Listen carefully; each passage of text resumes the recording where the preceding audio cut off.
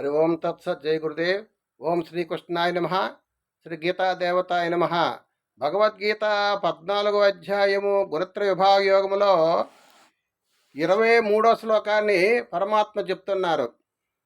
గుణాతీతుడు ఏ విధంగా ప్రవర్తిస్తారు, ఆయన యొక్క లక్షణాలు ఏమిటని ప్రశ్న వేస్తే అర్జునుడు ప్రశ్న వేశారు. దానికి సమాధానంగా గుణాతీతుడు ఏ విధంగా ప్రవర్తిస్తారు, ఆయనతో లక్షణాలు ఏంటి చెప్తున్నారు.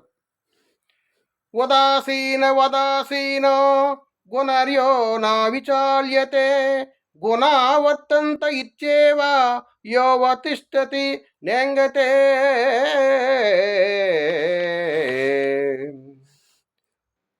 త్రిగుణములకును వాటి కార్యరూపములైన శరీరేంద్రియకరణ అంతఃకరణ వ్యాపారములకు ఏమాత్రము చలింపక, ఏమాత్రము కూడా గుణాతీతుడు చెలింపడు.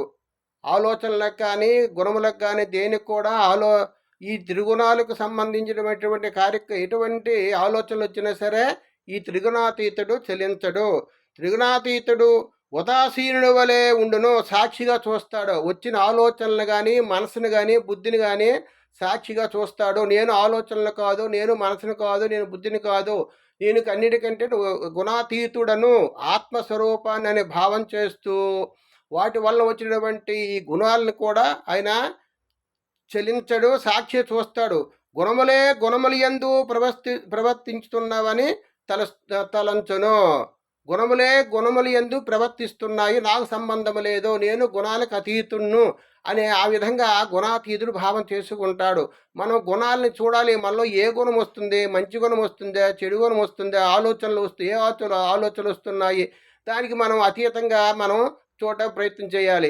మంచి గుణాలు వస్తే మంచి కర్మ చేయాలి, చెడు గుణాలు వస్తే వాటిని మనం త్యాగం చేయాలి. త్యాగం అంటే గుణాలను త్యాగం చేయాలి, దుష్ట స్వభావాలని, అటువంటి గుణాలను కూడా మనం దగ్గర రాకుండా చూసుకోవాలి. గుణముల యందు ప్రవర్తిస్తున్నాయని భావించుకుంటాడు గుణాతీతుడు. అతడు సచ్చిదానంద ఘన పరమాత్మ యందు ఏకీభావ స్థితుడై ఉండును. నిరంతరము కూడా బ్రాహ్మీ స్థితిలో ఉంటాడు. నిరంతరం కూడా ధ్యానం చేస్తూ పరమాత్మనే ధ్యానం చేస్తూ ఉంటాడు. నేను గుణాతీతుడను, నేను పరమాత్మ స్వరూపాన్ని, నేను ఆత్మస్వరూపాన్ని, నా గుణాలతో సంబంధం లేదు, ఈ గుణాలు వస్తూ పోతూ ఉంటాయి, నా ఆలోచనలు అనేటువంటి చెడు ఆలోచనలు మంచి ఆలోచనలు వస్తూ ఉంటాయి. ఈ విధంగా ఆయన ఒక సాక్షిగా ఈ మనసుని బుద్ధిని చూస్తూ ఉంటాడు. ఆ విధంగా మనము కూడా మనలో వచ్చినటువంటి ఈ గుణాలకి అతీతంగా మనం గుణాలు చూడాలి. గుణములు ఎందుకు ప్రవర్తిస్తున్నాయి తప్ప నాకు సంబంధము లేదు అనే భావంతో ఉండాలని పరమాత్మ తెలియజేశారు. హరి ఓం తత్సత్.